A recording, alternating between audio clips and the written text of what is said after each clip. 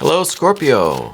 Welcome to Dove and Serpent Tarot. Please hit the like button, leave a comment, consider subscribing to the channel, especially if this reading resonates with you. Now, this is going to be a general reading, so try to be open and receptive to whatever may come through during our time together.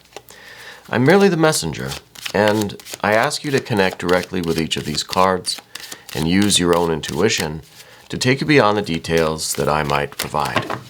And remember, Scorpio, that the most important part of any tarot reading is you.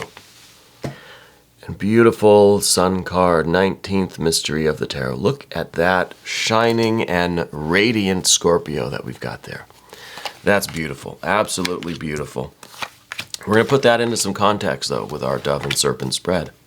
And as I do this, I would like to say, as always, if there's anything you need me to pray over, or meditate upon, or send positive energy toward, please let me know. Okay. Finishing up, Path of the Serpent. A lot of good earth energy here. This looks really nice. I think we're in for a treat. Okay, mystery card, bonus card, confirmation card. We're going to use the Smith Waite deck. And we're just going to take one of these little tiny cards, and we're going to put the frog right on top. And we're not going to look at it until the very end. And hopefully that card will tie everything together and give us the confirmation that we need. Okay, so we've got major, major, major. We've got earth, earth. We've got air. A little bit of earth, a little bit more air. And finally, we're ending with that fire. So this is very interesting. I like the way we begin with that solar fire, and we end with this Prince of Wands, this air of fire. Right? So it's very cool because it's like we're taking this sunlight, right, this spiritual light, and we're manifesting it through our actions, through our creativity, right, through our efforts here on Earth, right? So I really like this, and I could probably do the whole reading just talking about the sun and that Prince of Wands. That's the perfect manifestation, crystallization of that solar energy. Beautiful, beautiful. Okay, where to start? Well, I guess we'll start with the solar energy, right? Because this is the source of it all. This is the spiritual light shining into your life. This is your sun right there in the sky above you, shining light and heat, warmth and just beauty. It illumines everything. It really is making everything shine. It's making everything grow. It's really a very, very generous and loving and empowering and enlightening spiritual light that's coming into your life right now. And this is magic. This, we could probably just do a whole reading just with this one card. Okay. Now, this is not something that you just stumbled into. It's not like you were just kind of bumbling around in your life and suddenly this spirit appeared before you and gave you some instructions and some friendly advice, right? I think you've been doing the hard work, honestly. We've got all of these earth energies here. You've been fighting the good fight. You've been struggling. You've been trying. You've been keeping at it. Okay. And I think if we can say nothing else about you, Scorpio, you are tenacious. You are tenacious. And you're intense. Very intense. Because when you find your star, your sun, the sun is a star. The sun is kind of like the star card. But the star card shows a very distant, lofty, heavenly goal. It's still way out there. It's something we aspire to. It's something that still seems so ideal. It's far away. It's almost unattainable. It's like we want to shoot for the stars. We'll be happy if we just maybe hit the sun. And I think that's what you did. I think that this is that star that's right here in front of you. It is the closest star in our lives, right? So it's not just a distant, lofty goal, something that we're still aspiring to. We don't know which star in the amazing heavenly, dome above us. Which star are we? Well, you've discovered that, right? you have, it's almost like you have purchased one of those, you can adopt a star. Have you ever seen those kind of commercials or websites or something where you can name a star after someone? It's kind of like you adopt a star, I kind of feel like that's what's going on here. You've found yours and you have claimed it for your own. That spiritual light, that source. And this is within you, but it's also above you and all around you. It permeates everything, right? It is what is in between all of the atoms, what is in between all of these subatomic particles, right? And it is also the container of all of us little particles out here in the universe. So this is an achievement, right? I think you're experiencing this now, and there's so much more for you to do. Like, this is kind of just the beginning of things. But I think it's taken you a while to get here. I think, again, you've been through the difficulties. You've been through the fire, so to speak, to get here. And in the recent past, let's go to this priestess energy. I think that you have had some supernatural type experiences in your life. I think when you were a kid, maybe you remember, if you really think about it, you might remember these events in your life that maybe now you've just kind of written them off as dreams or just childhood stuff. But almost that you were in contact with something, with spirit, with some kind of supernatural intelligence, when you were younger. And maybe at the time you thought it was a dream or something like that. Maybe you tried to tell other people and they just kind of laughed it off like it's just kids. But I think that throughout your life, you've had other kind of weird experiences too, right? Maybe you're someone that can, sometimes if you're in a strange place, you can kind of feel the presence. Like you're the one that like notices that the temperature just kind of drops. Or that there's a strange like electromagnetic field kind of in some particular spot, or you're very sensitive to those energies.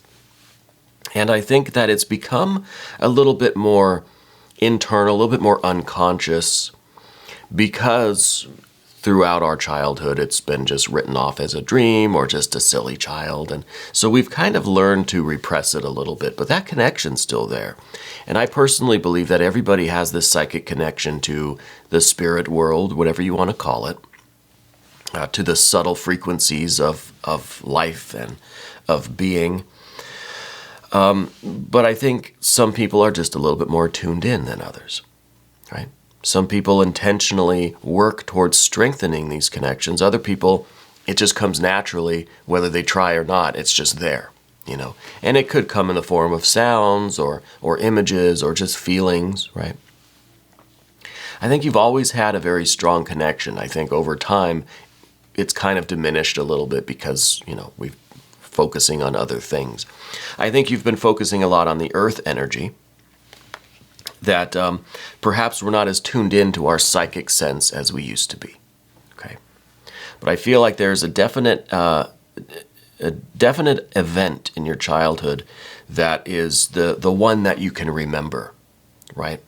The one that you can remember. And I almost kind of, I'm getting this feeling like maybe it was at Grandma's house. I think maybe, because I am getting a kind of a G sound, so it's kind of like Grandma or Grandpa or something like that. And I don't know why, but I'm picturing your grandparents having like a large dog. I know my grandparents, they had a small dog. But I feel like someone in your family has a large dog. And I almost wonder if during this kind of experience, it was almost like the appearance of a very large, like mythical creature, right, that appeared to you. And, well, yeah, it could have just been the dog, right? But I feel like that really left an impression on you, really stuck with you. And I think it's over time, it's just kind of, well, it's probably a dream or something. But anyway, the point is, you've had a very strong sensitivity to that supernatural spirit realm kind of thing. And I really feel like now, currently in your life, you are starting to embrace that side of yourself again, you know? Not that you're out, you're not like you're a ghost hunter or something. Maybe you are. That would be cool. But that you're trying to reestablish this connection with spirit. That opening yourself up to your unconscious, to the spirit world, to the supernatural, you know, so that you can have kind of both sides of this experience, not just the earthly side, because we see that you are focused on building. You're focused on the work, your career, maybe the organizations you're involved with. Maybe you're already retired, but you're focused on physical things, practical things, maybe a garden, maybe a church group, maybe a community organization. You're very hands-on in your life, you know. And I think with this Sun card right here in the middle, you are making that connection with your spirit, with spirit in general, with your soul, with the source of all of your creativity, the source of your light, that star, right? And that star is the expression, the symbol of your purpose, of the meaning of your life, right? And it's a very religious kind of experience. It really has the sense of holiness to it. Crossing all of that kind of vibe is this Princess of Swords. And this is, we also see a lot of this. It's interesting. Let me kind of point this out too. We have this diagonal earth energy. We have this kind of diagonal air energy too. So it's kind of creating this X right here that's focused really on this air and earth, a Prince of Discs, right? Air and earth right here at the intersection of the air and the earth. So it's got this X, and it all is coming down to this card right here. So what is the source of this air energy? Let's talk about that first. The air energy here, this is you trying to decipher the messages, I guess, the influence, the communication from spirit. It's trying to fill you with that light and that love. And I think you're trying to maybe convert that sunlight into, you know, something useful, like a plant might take sunlight and make the chlorophyll or whatever. It's kind of like the same thing. We're trying to take that starlight and we're trying to frame it in a way that we can understand, right? We're trying to make sense of it. At the same time, we're kind of rejecting those things that don't make sense. So we have a kind of a weird card here. It's trying to accept things, but it's also kind of rejecting. It's almost like the filter, right? You're trying to filter some of this spiritual light that's coming into your life, and it's like you're only picking out those things that are of practical use, you know, because we're still stuck in this kind of rational practical, right? The air and the earth, rational and practical. And the air and the earth are two elements that really don't help each other out, right? Too much work, not enough time for thinking. Too much thinking, we end up not doing any work because we're thinking too much. Thinking instead of acting. So the air and the earth, they don't really sabotage each other, but they don't get along, they don't help each other out. So all of this filtering and thinking and trying to decipher, trying to, you know, channel the messages in this kind of practical way, is not really very practical, right? It's not really allowing us to create anything or do anything or to express this energy or to live this energy or you know, manifest the energy from sun, from spirit, from soul. So what we're left with is the Eight of Swords. This is a lot of busyness in our minds that really we're just getting tangled up, right? We're like a cat who bats around the yarn and pretty soon it's all over, can't move. Poor cat, right? Poor cat, but you did it to yourself. And you know what? It was fun. But now we have to get ourselves out of this tangle. So a lot of this, I think, is and I hate to say this, but kind of turning off the rational mind a little bit, right? Stop trying to make sense of everything. Stop trying to put all of this spiritual experience beyond words, supra-rational,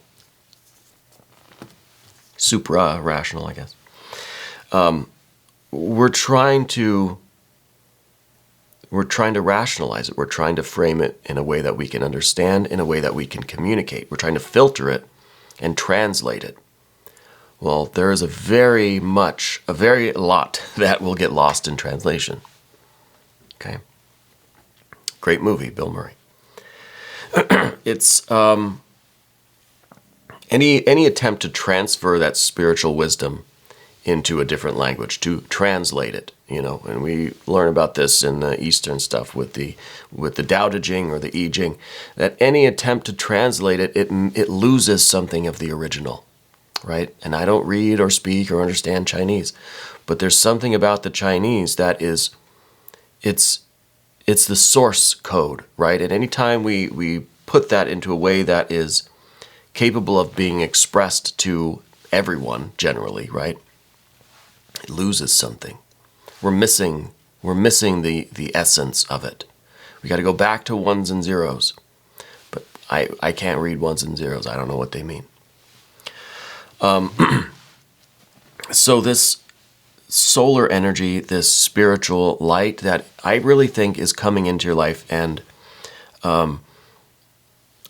it's activating a lot of these memories and these feelings and this energy, this receptiveness that you remember from your childhood. It's coming into your life now.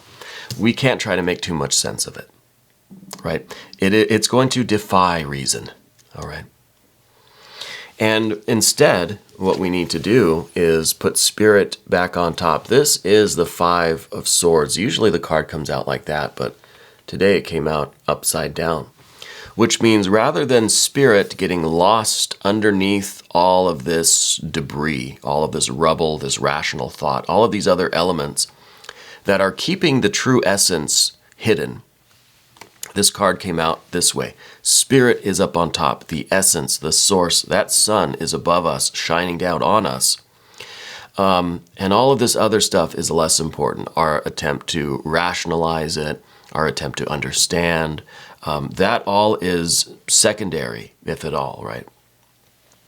So we're trusting in spirit. We're letting spirit take the wheel. And that's what we see here with the Five of Swords inverted. Now, I generally don't read reversals, okay? This is an exception. This card's in the position of what we don't want. So there is a reluctance for us. The rational mind will resist any attempt to shut it off, right? It's like a computer that just won't let you. It's like when a computer has a virus and you just can't shut it down. There's like no way to turn it off. That's us with this card in this position. We don't want that. Part of us doesn't want to relinquish control, right? Part of us, the ego part, doesn't want to put our rational thinking ego mind down below, underneath spirit. It's difficult for us to trust in this very intense spiritual energy. Our mind wants to be in control. I want to understand, right? I want to know what's going on, and I want to figure it out, and I want to be able to explain it to myself, right? I want it in a nice little pamphlet that I can read. So there's a resistance to shutting off this air energy. So we need to put the air energy down here, down below, and keep spirit on top like that. Now we'll put this over here. So we're going to talk about the earth energy now. Okay. So we talked about the spiritual energy that's coming in, and where maybe the first inkling of that came from in your childhood. And we talked about the air energy that needs to be demoted. Now let's talk about this earth energy. So you've been primarily focused on building your life. You've been a very practical person. I think you've been trying to do things the right way. You work, pay your bills, try to save a little bit. You fix the house, keep the car running. All of these practical things. Focused on your health. You try to get exercise, try to eat right. Very practical things, right? Very practical life. And this keeps us busy, right? It's busy to maintain a home, to run a business, to maintain a kind of personal life, work-life balance. All four of discs stuff. And I think you've been doing very well at it. I think that you've come to some success in your life. So this is something that we don't necessarily want to put on hold, right? We don't want to demote this. This is a priority. It was at the top of the path of the dove. So we have to figure out a way to incorporate this spiritual activation into our daily lives so that it doesn't hinder our earthly life, but will help it, enhance it, rather than to diminish our focus on that. We don't want to lose all of that progress that we've been making, right? So in comes the Prince of Discs or Pentacles. Now, we said this card was at the intersection of the earth energy and the air energy. And it was really, I think, representing the difficulty of how can we continue with our earthly life when we're so consumed by this air energy, right? The air energy is kind of locking us up because we're trying to figure this out. I don't understand. So all day long, morning to night, and even at night, we're not sleeping because we're worried about this, we're thinking about this, we're trying to figure it out. What does the spiritual energy mean? What is it? What is it in general? What do I do with it? How do I use it? What is Spirit trying to tell me? So we're so busy with that we're interfering with our daily lives, so consumed by some issue that's on our mind that we're just not doing the things that we need to do, right, in the physical earthly world. So this attitude or this behavior kind of, right, this mode of action needs to change into this mode of action, right? They're both princes, Prince of Wands, Prince of Discs, but instead of all of this rational thought, this stress, this mental activity hindering our daily lives, now our daily lives are being informed or influenced and enhanced by this spiritual energy, right? And so this is what we want. And this card, this was at the end of the path of the serpent there. So we can arrange those cards like that. Now, I don't usually rearrange the cards, but I think it's mostly for dramatic purposes or for illustrative purposes, right? So, what we do see now is we see more general energy path of the serpent. Here is the Knight of Discs. So this is now the fire energy, the light, the sunlight for the spiritual energy. This is starting to influence our physical activity, right? This is fire and earth. So they're beginning to come together, but it's not quite integrated. This is just like you're suddenly filled with this energy. We're still not quite ready to act. We still don't quite know how to translate that into action, into activity, right? This is you maybe getting the inspiration for some project or some art or some business or something like that. Not quite knowing yet how to see it through, how to finish it, how to push it to the end and to create it, right? But this is a good start. This is, I think now, it's opening up to this solar energy, this spiritual energy, accepting it into our lives. Beyond that, the next step is to actually commit to it. This is marrying ourselves to this energy now. The Spirit is in your life, and it's one thing to just kind of accept it or like tolerate it, This card is saying that we're making a choice to hear the message, not try to figure it out, not try to understand it, but to turn it into action, to allow it to inform our lives, inform our creativity, allow it to enhance our earthly life, right? So I think really I know this reading kind of went all over the place. We began with something very, very simple. Taking the spiritual experience, the spiritual light, the spiritual influence, and using it to inform your behavior, manifesting that starlight in your life. And that's what we are ultimately doing. So I want to simplify it again and go back to this idea. We're taking this starlight, this spiritual light, and we're manifesting it in our earthly lives. And all of these other energies are just things to consider. These are just the other little details, the other mixtures of energy that are kind of coming in between these two, or it's kind of the link of how we get from one to the other. But this is where we need to go. And we need to have that mystical wedding, that alchemical marriage of heaven and earth, of the Sun and the Prince of Wands, right? Of our heavenly life, our spiritual light, and our earthly lives. So we need to commit to these two. We need to marry both of these together. Getting stuck in the air energy is not going to help us out.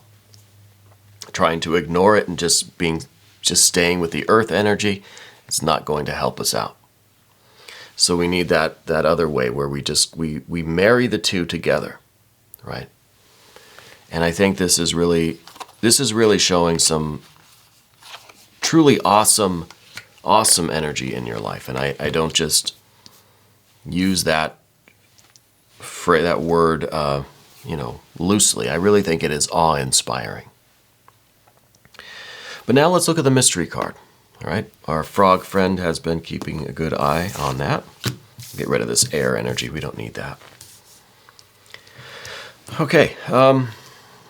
This maybe will show in practice us harmonizing all of this energy together in a very successful, very productive, very active life.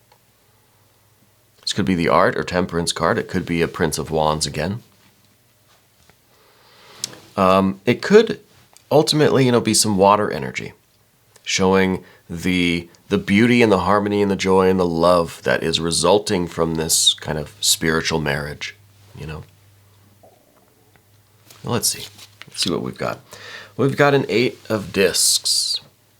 So this is kind of the next step after Prince of Wands. After we've accepted this, now we start doing our work in the world, as this whole united being with Sun and kind of Earth conjoined. And now it's almost business as usual, right? We kind of continue. Our lives aren't magically different. We still have to do the work. We still have to do the 4 of discs things. We still have to go to work. We still have to exercise and try to eat right. We still have to take care of the car and change the oil. We still have to do laundry and wash dishes. We still have to run our business, pay our employees. We still have to clock in and clock out, whatever it is. But now we're doing it with this spiritual sun within us, behind us, above us, whatever you want to say. So it's giving every act this holiness. This light is shining now on all of these activities that you're doing. Just clocking in and out from work is a magical, holy, spiritual experience, right? It is a ritual and a prayer in and of itself. Every breath we take is a ritual, a prayer. Every little detail, every letter that you write on the page, every stroke of your paintbrush, every hammer and chisel kind of detail, all of that is a ritual, a prayer. So this is saying that life is the same, but it's different. It's like you've consecrated your life to this very spiritual, very holy energy. And now that energy is present in everything you do. And I think that is a good kind of goal to have, right? Anyway, we're going to do an extended. If you want to stick around, just click up here. That'll give you access to all of the extended readings, not just for Scorpio, but for all of the zodiac signs. Please hit the like button, leave a comment, and consider subscribing to the channel if you haven't already. Thank you for taking this journey with me, and thank you for being the most important part of Dove and Serpent Tarot.